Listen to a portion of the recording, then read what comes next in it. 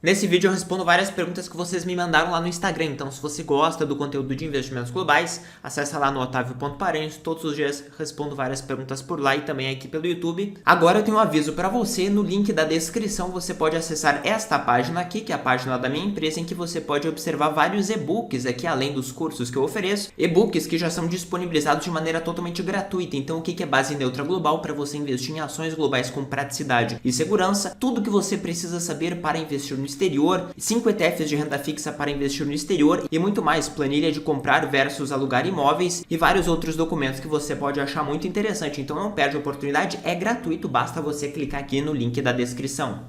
Então vamos direto para o nosso conteúdo. A Ana Paula perguntou como saberei o melhor momento de fazer marcação a mercado com títulos do Tesouro que não estão mais disponíveis no mercado. Boa pergunta. Se você tem um Tesouro IPCA, por exemplo, de uma data que não mais está no mercado, você tem como ter noção dos juros pelos outros títulos que estão disponíveis hoje para você comprar ou para você resgatar. Aqui no site do Tesouro você pode clicar para investir para ter ideia daquilo que é possível você aplicar, então você tem uma ideia bem concreta dos juros, e também para resgatar, embora você não possa investir em todos esses eventualmente, como por exemplo esse daqui do IGPM, ele mostra para você o juro que é aplicável, tá? Então aqui você tem uma ideia bem concreta.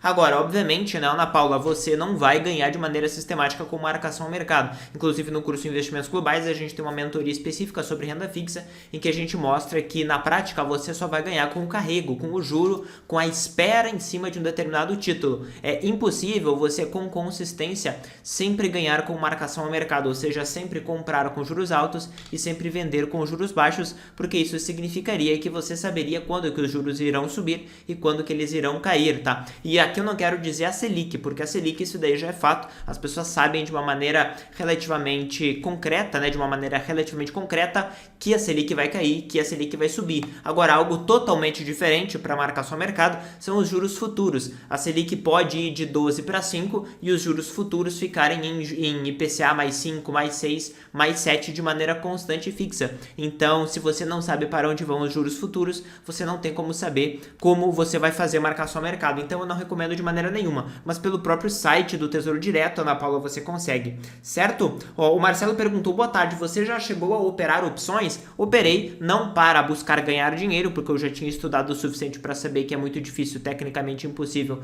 você conseguir com consistência sem depender de sorte, mas existem vários ETFs, eu já me aprofundei sobre isso, que utilizam sim opções. Só para dar um exemplo mais concreto para você, por exemplo, este fundo aqui, ó, NTSX, ele é um fundo da Wisdom Tree e basicamente o que ele faz, né? Se você tem lá $100 e você compra $100 em cotas deste ETF aqui, ele vai dentro dele comprar $90 de S&P 500 das maiores empresas americanas e também ele vai comprar $60 em renda fixa. Veja, 90 mais 60 dá 150, ele vai lhe dar uma alavancagem de 50%, tá? Fazendo basicamente uma carteira que seria aquela padrão 60 ações, 40 renda fixa, só que com 50% de alavancagem seria 90-60, tá?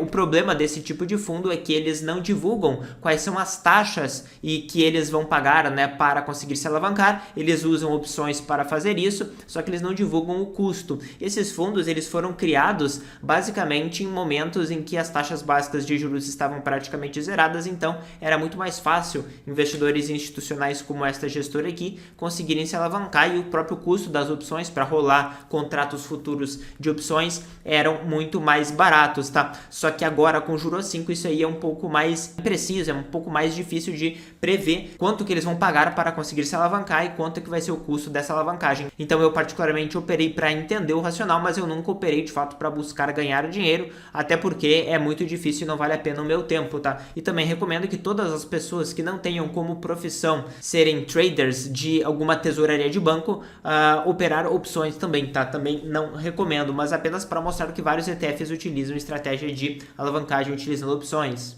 O Adriano perguntou, no usufruto o dinheiro investido só precisa seguir a inflação. Por que manter em ações? Bom, boa pergunta, né? Afinal, você deve ter perguntado porque a renda fixa brasileira, em grande medida, pode ser sim indexada à inflação. Primeiro ponto é porque ações, né, principalmente as globais, não estão em reais. Portanto, você já se blinda de eventuais questões de um surto inflacionário no Brasil. E surto inflacionário, sempre você tem dois grandes riscos. Primeiro, de pagar imposto sobre a inflação. Então, se você tem uma grande rentabilidade nominal e você pagar um imposto sobre ela, talvez a sua rentabilidade real caia bastante ou caia totalmente, você perca a sua rentabilidade real totalmente. E um outro ponto também bem importante é que sempre tem o risco de a inflação não ser bem contabilizada. Por exemplo, na Argentina agora, com inflação de 200%, eu não sei se a inflação de cada um dos cidadãos argentinos é de 200%, muito provavelmente não é. Então a gente vai ter cidadãos que estão com uma inflação de 300 e outros estão com uma inflação de 100, de acordo com a cesta de bens e serviços que eles consomem. Então, claramente, não vale a pena, tá, você confiar totalmente em indicadores de inflação em situações de inflação alta, ali acima de 20, 30% ao ano, já começa a ficar bem perigoso. Então, o objetivo de ter ações é porque ações, além de protegerem você justamente por terem receita em várias moedas, ações globais por terem receita no mundo inteiro, além do país que você mora, também é porque se comprovou que no longo prazo ações são a classe de ativo que melhor protege da inflação. A renda fixa não faz isso, né, por incrível que pareça. A renda fixa normalmente ela perde para a inflação, você tem que cumprir os contratos e os contratos das rendas fixas eles não consideram todas as variações da inflação e surtos inflacionários, tá? Então esse ponto é importante. Eu concordo que o Brasil tem muita renda fixa indexada à inflação, o que é parcialmente positivo, tá? Mas claramente, tá, é muito arriscado você manter todo o seu capital de aposentadoria somente em renda fixa indexada à inflação no Brasil, certo? O Amorim perguntou, tenho 1,6 milhão de reais, eu estou em WRLD11, que é basicamente VT ações globais, e VVB11, que é o S&P 500. Veja, o S&P 500 já está no WRLD, já está em VT, então você está investindo de novo nas ações americanas. Depois ele tem aqui a renda fixa no Brasil, Tesouro, né, Tesouro IPCA e Previdência, e ele aporta 22 mil por mês. Ele pergunta se faz sentido offshore. Na realidade, você tem que ver o valor em dólares, né? 1,6 milhão de reais ficaria ali aproximadamente 300 mil, 320 mil dólares aproximadamente. Já é um patamar que começa a valer a pena se esse capital todo estiver no exterior. Eu não abriria uma offshore se você tem menos do que 300, 350 mil dólares direto no exterior. Não é dividindo com capital aqui no Brasil, tá? Por quê? Porque o custo de uma offshore ele pode variar, geralmente para abrir a conta a partir de 2 mil dólares até 5 mil dólares e para você manter por ano de 1.200 a 2.500 dólares em média pelo que eu observei. Inclusive dentro do curso Investimentos Globais nós temos uma lista de escritórios de advocacia que prestam esse serviço de abertura e manutenção de contas no exterior. Então considerando esses custos, se a gente colocar por cima aí 1.500, 2.000 dólares por ano de custo de manutenção, para valer a pena, né, se você tem 300 mil seria um custo ali de 0,5%, 0,8% ao ano. Então, assim, já não é tão barato. Se você tivesse 400, 500 mil dólares, já ia cair abaixo de 0,5% ao ano e começa, né, a ficar mais razoável, começa a ficar um custo mais acessível, né? Inclusive, até quando a gente compara com outros fundos de investimento, já é um custo até abaixo do que vários fundos de investimento ativos que a gente observa por aí. É basicamente por isso, tá? Então, eu não abriria offshore agora, tá? Respondendo diretamente para você, Amorim. Aí você mencionou, eu quero alocar parte lá fora, quero viver de renda, em 13 anos também tenho imóveis no Brasil. Bom, na realidade você pode viver de renda em qualquer momento, desde que você faça a adaptação do valor de resgate com o valor que você tem, né? Se você utilizar uma regra padrão ali de 4% ao ano de gasto, você vai conseguir já viver de renda. O fato é, você tem 1,6 milhão, né? Se você gastar ali até 60 mil reais por ano, você já pode viver de renda, só que provavelmente se você aporta 22 mil por mês, provavelmente você tem um padrão de vida bem superior a isto, tá? Então também depende do seu padrão de vida. O fato é, uma coisa é você querer se aposentar em 13 anos, não importa em qual prazo você quer se aposentar, você tem que ver se você vai ter dinheiro para o padrão de vida que você quer. Ah, Otávio, eu quero me aposentar com 35 mil reais por mês, então nesse caso você vai precisar de 10 milhões de reais, e não adianta você querer, né? Você vai precisar desse capital. Se você não tem o capital, você não vai conseguir se aposentar, e se você quiser tirar mais do que a capacidade da a carteira ela pode passar por uma crise, se dilapidar e você não conseguir usufruir desse dinheiro até o final da vida, ele pode acabar antes, tá? Então todos esses pontos a gente explica muito bem no curso de Investimentos Globais, que é focado nessa parte de estruturação de aposentadoria. Então toma cuidado, beleza, Amorim? O Luca perguntou, FWRA em substituição ao VWRA, o que acha? O VWRA, pessoal, o VWRA, para quem não sabe, é um ETF irlandês